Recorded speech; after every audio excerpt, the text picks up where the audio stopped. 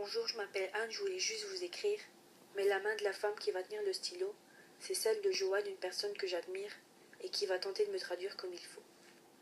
Voyez-vous, Joanne, elle n'est pas de mon troupeau, mais elle s'intéresse à ce qui se passe dans ma peau. Je lui rappelle son frère qui a quitté plutôt que moi son corps de misère et sa chaise de combat.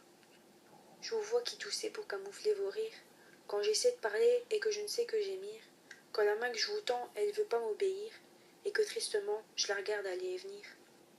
N'importe quel détail de la vie quotidienne, que ce soit le téléphone, les toilettes ou manger, c'est tellement de travail que ça vaut pas la peine, on finit par vivre entouré d'étrangers.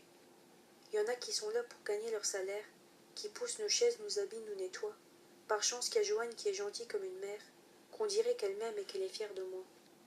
Elle verse quelques larmes quelquefois à ma place, quand il y a une belle âme qui veut bien s'attarder, qu'a l'air de comprendre que sous ma carapace, il y a des idées franches et un cœur à aimer.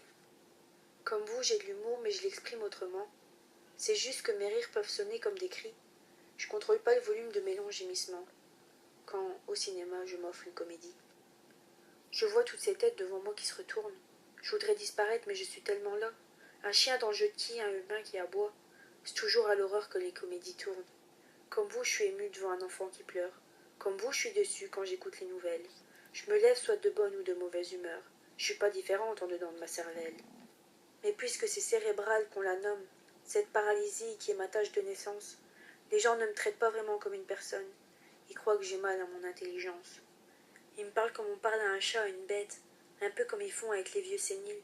Ce qu'ils comprennent pas, c'est que j'ai toute ma tête, alors que mon corps se tord comme un débile. Des tas de gens oublient qu'ils pourraient me trouver belle, si j'étais capable de retenir mes grimaces. Alors je m'interdis de rêver à grande échelle. J'ai que des petits sous étouffés par mes spasmes. Et oui, je m'appelle Anne, je voulais juste vous écrire.